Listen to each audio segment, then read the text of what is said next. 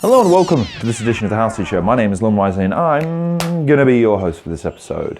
DragonClash, a game that I've been playing for a while and I'm very excited to talk to you about. Released on the 10th of April 2020, developed and published by Warspider Entertainment LLC, in DragonClash you control a mighty beast of legend, raising a dragon from hatchling to elder wyrm.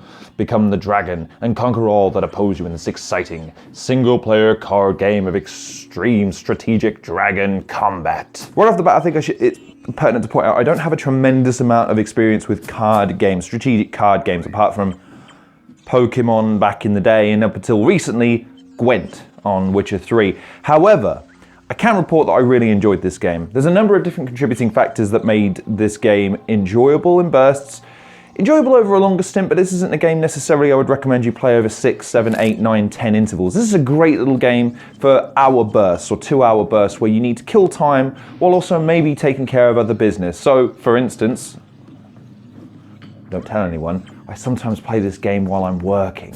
Reason being is because it's quite easy to be able to take turns and be able to play. And don't you judge me! So DragonClash is a single-player card game of a strategic dragon combat set in war-torn modern-day world. Each match offers a rich RPG-lite experience where you'll hatch a dragon, raise and develop it, and battle a ruthless rival out to steal your dragon egg, all in about 30 minutes. Its features include multiple playable decks, dynamic battles, ruthless competition, expandable layers, and milestones with over 100 in-game badges to earn. Now the trick to this game with any good card game is the balance between the dragon that you pick and the dragon that you face.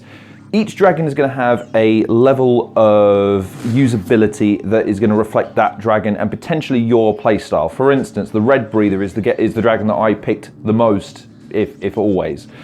Mainly because of the prominence that it referenced of melee attacks, and as an RPG player I tend to be pretty melee heavy. I'm not a big stealth guy, I'm not a big long distance guy, I'm not a big magic guy. However, as it turns out, that this dragon is kind of a slow burner in the sense that you can't afford to press the advantage too early on, otherwise you'll burn out your deck and you won't be able to counteract the attacks as the battle progresses. However, there are other dragons that have a slower start, and indeed it's more incumbent upon you to be able to manage your deck appropriately to make sure that you last to the later rounds, or that you can build up your dragon in order to land more powerful and devastating blows. The way that the combat works is very simple. You start off with a deck each, and you're dealt cards, and as you progress through the metagame, it will allow you opportunities to lay defensive traps, it will allow you to boost, it will allow you to shed skin to level up your dragon, much in the same way of an evolution in Pokemon, let's say, and it also allow you to develop and put forward moves in order to damage your opponent. Now, these moves can be trained, i.e. the more of a certain card that you have, the more higher level you can train, up to I think a level 7 if memory serves. And the idea is to deal as much damage to your opponent to steal their dragon egg in order to win the game. I really enjoyed this game, if no other reason than the aesthetics alone are absolutely stunning. The design of this game nothing has been left to chance. There's no glitches, there's no bugs. Everything functions and is formatted perfectly and correctly. If you're not sure about the rules of the game, it has an extensive tutorial that you can utilize in order to get yourself up to speed with how the game is played. And if you've never played card games before, it's not as if even that's prohibitive, because even as a novice to card games, I played a number of games. Now, granted, I got my ass kicked in all of them. However, it didn't feel reclusive to me. I felt like I could get into the game, and at certain points, I even with my lack of experience, I had the advantage. It was just only a lack of in-depth knowledge about the game that then cost me the victory towards the back end of each game.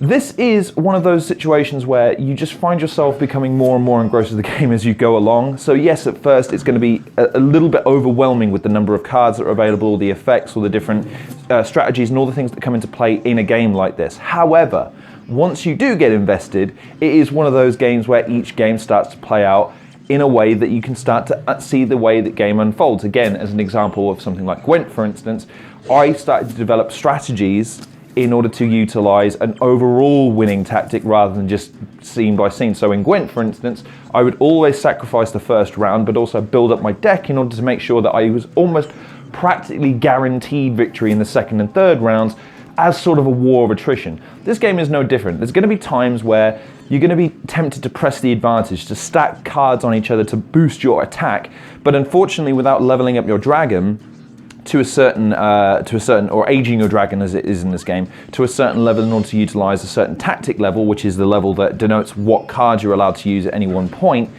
then it's tricky because you have to then balance aging your dragon with also pressing an advantage, which is also defending from the other dragon, who, by the way, the AI takes no prisoners here. This is not a game for people that want an easy challenge because the AI is going to press every advantage it has. A number of different times you'll be thinking, I hope he doesn't get this card, and suddenly he gets that card. I'm not saying it's cheap, but I am saying that there's times where you'll go, oh, come on, man.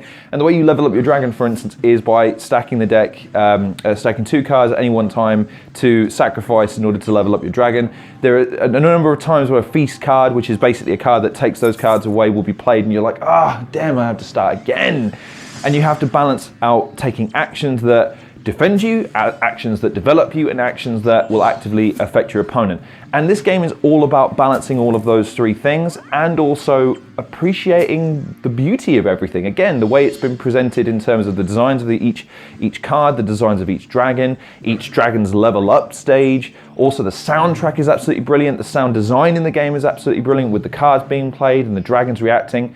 You've also got another mechanic which allows even more diversity of gameplay with the distance mechanic, which is where you can choose how far away you want to place your dragon in the field, so whether or not it's more susceptible to attacks or not, whether or not your attack that you're playing can be used at that distance.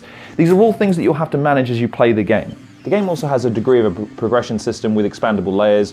In the synopsis it reads, improve your red, blue, silver and brown dragon layers, each with 12 levels of features to unlock. You also have different rivals, and you also have boss battles that you encounter as you progress through the game. And also the fact that it's got 100 in-game badges to earn means that not only is there a sense of progression generally, but you also have a nice little reminder of how much you progressed as a player since you started playing. As I say, I really enjoyed playing this game, and it's my first foray into this type of genre, and I'm so glad it's a game of such quality. A lesser developer might have screwed up on a couple of aspects of this game, i.e. the balancing, which is very good, by the way. Each dragon has their own pluses and minuses. The fact that each card is very easily described at the bottom of the card, you know, all the stats and all the rest of that sort of stuff. However, the strategies are yours to master. Again, what I appreciate about any game, in fact any game generally, not just card games, is let me figure out a way that I can play the game myself. There's nothing worse than a game, card game or otherwise, that forces you to play in a number of different ways and says, right, no, this is the only way that you can play it, deal with it. I like games that afford me the opportunity to be able to strategize myself, even if I have to strategize within the parameters that the game sets me. And this game allows you to do that. You can press the advantage, you can start playing a war of attrition, you can be more defensive, you can hoard your cards, you can wait for the right moment to attack, or you can start pressing the attack straight away. The choice is yours, and this game is one of the best examples of a more complex style game that allows its players to integrate with it on a smoother, more steady basis. It's certainly not a game you're going to pick up and master straight away. It's far too complex for that. However, I wouldn't say let that put you off. I would say invest and immerse yourself in the game for a few turns. Consult the tutorial. Have another couple of games. Consult the tutorial again and reference where you may have made some mistakes in terms of implementing your battle strategy.